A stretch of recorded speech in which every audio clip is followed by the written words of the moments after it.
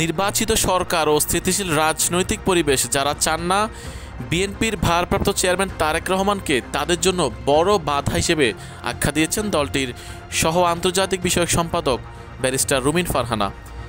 একটি বেসরকারি টেলিভিশনের টক শোতে তিনি বলেন, যারা বাংলাদেশকে গণতান্ত্রিক পথে এগোতে দিতে চান না বা দেশটিকে ব্যর্থ রাষ্ট্রে পরিণত করার স্বপ্ন দেখেন, তাদের কাছে তারেক রহমানই এখন সবচেয়ে বড় চ্যালেঞ্জ। রুমিন ফারহানা বলেন, তারেক রহমানকে শুধু বিএনপির প্রধান বা কাণ্ডার হিসেবে দেখলে ভুল হবে। বাংলাদেশের প্রোগ্রেসিভ ও গণতান্ত্রিক রাজনীতির ভবিষ্যৎ মধ্যপন্থার ধারাটি টিকে থাকবে কিনা তা অনেকাংশে নির্ভর করছে তিনি রাজনীতিতে সক্রিয়ভাবে অংশ নিতে পারবেন কিনা তার উপর।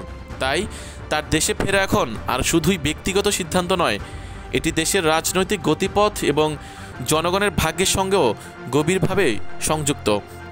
তিনি আরও বলেন, যে কোনো নাগরিকের নিরাপত্তা নিশ্চিত করা সরকারের মৌলিক দায়িত্ব।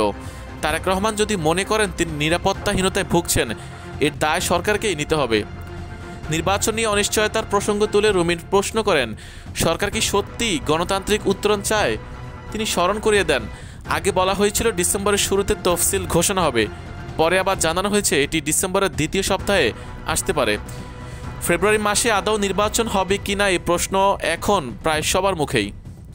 তিনি বলেন, অতীতের মতো নির্বাচনের আগে যে উত্তাপে পরিবেশ প্রাণবন্ত হওয়ার কথা, বর্তমানে তার কোনো লক্ষণ নেই, বরং সর্বত্র থমথমে পরিস্থিতি। কিছুদিন আগেও এনসিপি জোট, জামায়াতের হুঁশিয়ারি, বিএনপির মনোনয়ন নিয়ে আলোচনা, এসব কারণে রাজনৈতিক অঙ্গন ছিল বেশ উত্তপ্ত। এখন দৃশ্যপট সম্পূর্ণ ঠান্ডা। রাজনৈতিক বিশ্লেষকদের উদ্ধৃত করে তিনি বলেন, অনেকেই স্পষ্টভাবে বলছেন ফেব্রুয়ারিতে কোনো নির্বাচন হওয়ার সম্ভাবনা খুবই কম।